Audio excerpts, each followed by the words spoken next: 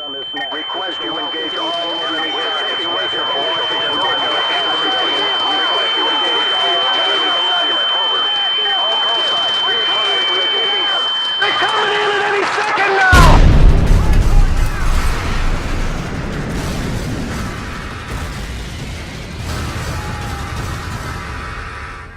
It doesn't take the most powerful nations on Earth to create the next global conflict.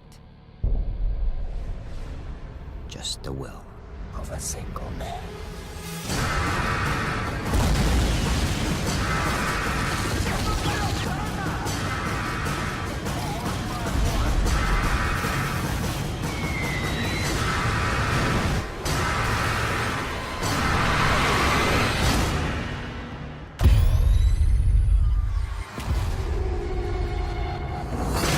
Modern Warfare 3 is regarded as one of the best Call of Duty games of all time, but if you think about it, Modern Warfare 3 was not so much different from Modern Warfare 2, but this by no means is a bad thing.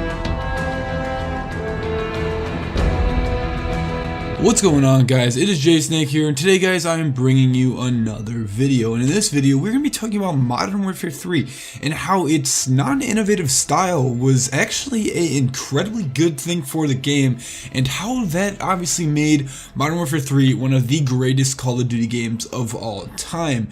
Anyways, guys, before we actually get into this video, make sure you are subscribed to the channel with those post notifications turned on so you can be notified every single time I do upload a new video. Also, guys, make sure you do join my Discord server. That's always linked in the description of every video. It's just a way for, you and I to talk, or you to talk with other people who have the same interests as us. Yes, that link is in the description if you do want to join it. Anyways, guys, with that being said, let's get right into this video. So I want to stress something before we even start talking about this entire topic, and that is the fact that I am not hating on Modern Warfare 3.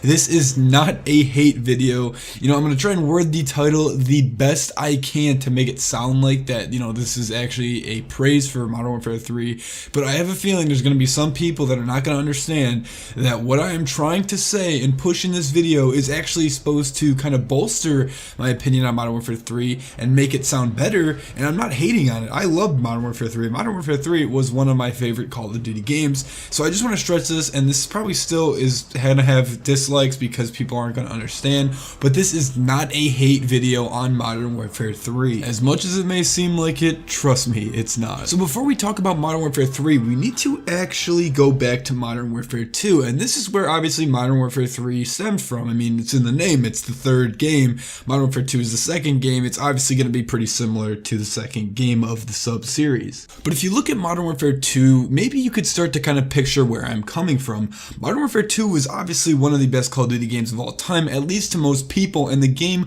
was praised tremendously from fans, critics, and pretty much everyone alike. So when this happens, when you have a game that is pretty damn near perfect, obviously, you could argue that it was pretty unbalanced and everything, but a lot of people did actually like that.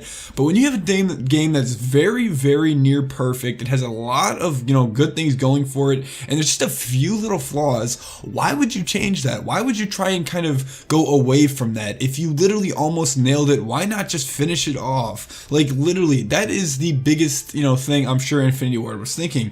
Why would we just completely stray away from how Modern Warfare 2 played, or how Modern Warfare 2 was, or what Modern Warfare 2 had, when we could literally just improve upon the foundation that Modern Warfare 2 had already set? And to put it lightly, that's pretty much exactly what they did. I mean, if you really think about it, you might have had more fun on Modern Warfare 2 or whatnot, but Modern Warfare 3 overall was a pretty much improved version of Modern Warfare 2. Obviously, they fixed a lot of stuff. It was more balanced, whether you like that or not, it was. A lot of guns were more balanced, but they were still able to retain the core value Modern Warfare 2 had. And honestly, at some points, yes, you could think of this as a bad thing, that there's some points where you can't even tell the difference between if it's Modern Warfare 2 or Modern Warfare 3, only little discrete things that can actually tell you which game is which. This is literally not a bad thing, because, why would they change that? Why would they completely change what they had almost, perfected? I mean, Modern Warfare 2 was a masterpiece to a lot of people. people. So if they were going to just pull a stunt where they completely changed from what they had in Modern Warfare 2 to Modern Warfare 3, not only are they risking pissing off a lot of the Modern Warfare 2 fans, because, you know, a lot of them liked it and they're like, why would you change this? We love this, bring this back, etc.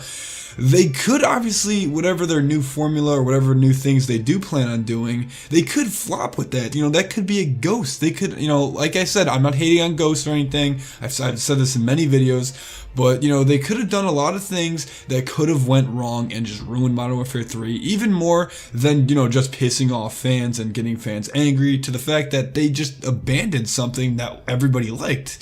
So, obviously, you know, Infinity Ward's not stupid, especially at the time. This was, you know, obviously at their peak, Modern Warfare 2, Modern Warfare 3. They had all of these studio heads, everyone. It was probably their best time, you know, ever in terms of their entire history. Just the best with, you know, overall everything. The community was the happiest. They were, you know, pretty much very tightly knitted with the community. I mean, you got Call of Duty Elite and everything.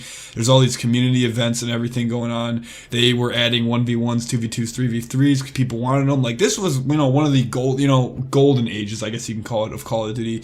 I would say from Modern Warfare 2 to pretty much Black Ops 2 was like the peak, the pinnacle of the Call of Duty series. One specific example I do want to talk about with, you know, Modern Warfare 3 not being innovative but improving upon what was set with Modern Warfare 2 is the kill streaks. Now, in Modern Warfare 2, kill streaks were probably, you know, the best they'd ever been in any Call of Duty game. A lot of people love the kill streaks of Modern Warfare 2. You know, they were awesome. They were insanely great. Like, everyone just loved them. It was just fun to get them. It was actually worth getting. You know, in recent Call of Duty games, they're kind of, not the best. You know, they don't really do much, or at least they're not as powerful. But in Modern Warfare 2, they obviously were pretty powerful, and rightfully so. I mean, you worked your ass off to get these streaks in a game like Modern Warfare 2, as chaotic as it is. You know, you deserve something this powerful. So in Modern Warfare 3, what they did was they not only brought back a bunch of kill streaks and kept them as powerful as they were, they pretty much improved upon every one of those kill streaks and added some. We obviously saw support streaks, which were basically an alternative to, you know, people not being as good at the game. You were able to get streaks, you know, as you died, you were able to keep the score and everything that you did get, the kills and everything like that.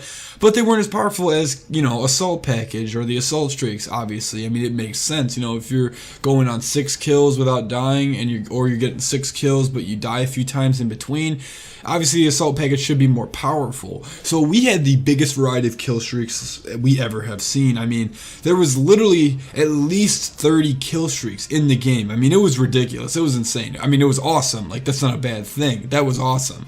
But then if you look at the kill streaks that were, you know, from Modern Warfare 2, let's just take the, you know, tactical nuke / Moab, whatever you want to call it.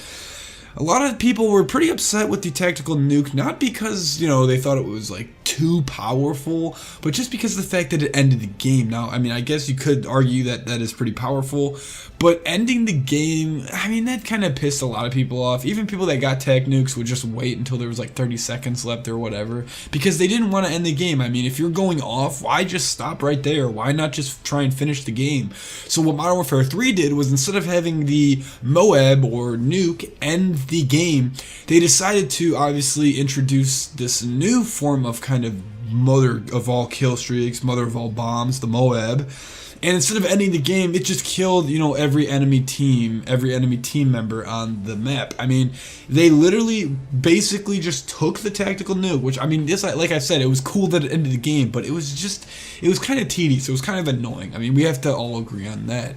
And they took that and they just improved it. I mean, they made it better. Not only does it still retain its incredibly powerful value that it had with Modern Warfare 2, and, you know, it actually had a reason to go for it, but it was able to let people keep playing. It didn't, you know, allow the game to just end. You know, what if you had an intense game going on? Or what if you were just, like I said, dominating? Why would you end the game with the tactical nuke when you could just keep going? But with the Moab, you can call that in, and the game's not going to end. See, like, just stuff like that. That is one of the biggest examples I just wanted to point out about how Modern Warfare 3, you know, wasn't innovative, but, like, they were at the same time. It's hard to explain. They basically just took Modern Warfare 2, put it on steroids, But the steroids, you know, they didn't like falter. They actually held up. I mean, you know, that's not going to happen with steroids. You know, I just want to get that out of the way.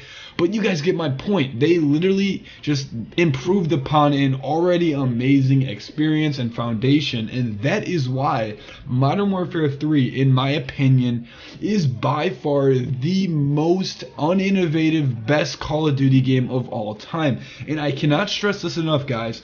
When I say that it is the best uninnovative Call of Duty title of all time, that is not a bad thing, because what they did with Modern Warfare 3 was incredible. They just took an already amazing foundation and found a way to make it better. Now, I could obviously just say it was uninnovative and crappy and they just basically copy and pasted it, but even then, like, can you imagine, let's just say Modern Warfare 2 was basically just a complete copy and paste of Modern Warfare 3. Would that really be a bad thing? Because Modern Warfare 2 is pretty awesome as it is.